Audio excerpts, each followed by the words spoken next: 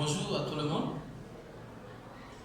Aujourd'hui, nous allons parler de la programmation orientée objet, nommée POO, sous C++. Nous allons expliquer en bref qu'est-ce qu'il faut avoir comme notion de base, ou soit des concepts de base sur la programmation objet. Ce qu'il faut savoir, ce qu'il faut avoir en tête avant de commencer. Alors, nous avons cité quelques points ici. Pour débuter avec la programmation orientée objet, sous C++, nous devons avoir l'idée, la connaissance sur les classes. Il faut savoir c'est quoi une classe. Et dans les classes, voilà une représentation d'une classe. La classe, la propriété et méthode. Les propriétés, on peut dire appeler autrement les attributs. D'accord? Donc, si nous avons la notion sur les classes, nous devons comprendre c'est quoi les attributs et quelles sont les méthodes. C'est pourquoi j'ai cité classe, attributs, il y a instance de classe et les objets, héritage et polymorphisme. Voilà en sorte en quelques points, 6 points à avoir en tête. Les concepts de base pour commencer, ce qu'on appelle la programmation orientée objet sous C++. Et donc, je viens tantôt de dire, il faut connaître ce que c'est qu'une classe, les attributs de la classe et les méthodes. Les méthodes ne sont rien d'autre que les fonctions. C'est les fonctions qui définissent ce que fait une classe. Quel résultat nous allons avoir? C'est les méthodes qui vont permettre. Les attributs, ce sont les propriétés d'une classe. Si nous prenons par exemple la classe une personne. Une personne, il a un nom, un prénom, il peut avoir un numéro. C'est dans un cadre bien précis. Alors, en ce qui concerne l'objet, on peut dire tout simplement que l'objet, c'est une classe.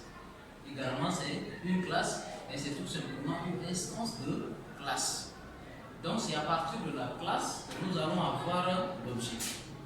Donc, la classe, c'est un ensemble d'objets. Donc, c'est en sorte une boule qui fabrique les objets. Si nous prenons, par exemple, une classe personne. Dans la classe personne, on peut avoir d'autres classes. La classe étudiant, ou soit enseignant. Mais qui est cet enseignant? Nous prenons un étudiant Ali. Ali a son nom, a son prénom et le numéro de matricule. Ali devient automatiquement un objet. Voilà la différence entre classe et objet. La classe est une moule qui nous permet de fabriquer les objets. Mais à partir d'une classe, on peut avoir d'autres classes. Et au final, nous allons avoir les objets. Maintenant, en ce qui concerne la notion de héritage. Héritage dans le sens propre. Nous prenons dans une famille, un enfant peut avoir les caractères de son grand-père. C'est ce qu'on appelle héritage. Donc, l'enfant a hérité les caractères de son grand-père. Personne. Voilà un peu la notion de l'héritage. Et pour finir, nous avons le polymorphisme. Le polymorphisme, comme en grec, poly, ça veut dire qui nous dit que c'est plusieurs, ça c'est en grec, poly c'est plusieurs, et morphisme pour dire tout simplement la forme. Donc, le polymorphisme, ça nous donne la notion sur les plusieurs formes. Si nous prenons par exemple un point, à partir d'un point, on peut construire plusieurs figures.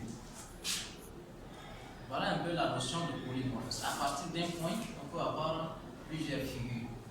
Mais imaginons si on a deux points, on peut faire quoi? Donc, c'est en sorte plusieurs classes qui ont la même propriété.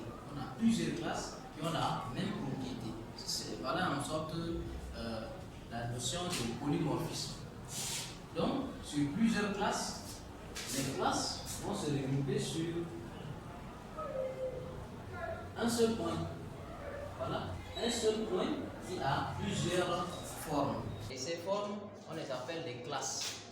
S'il faut bien les représenter, on les appelle des classes. Donc, en résumé, ou bien en conclusion, avant de commencer la programmation orientée objet, nous devons avoir la notion sur ce que c'est qu'une classe, les attributs, les instances de classe, les objets, l'héritage et polymorphisme. Il y a d'autres choses encore que nous allons expliquer, mais nous tenons juste à rappeler quels sont les concepts de base à avoir avant d'entrer dans le vif du sujet.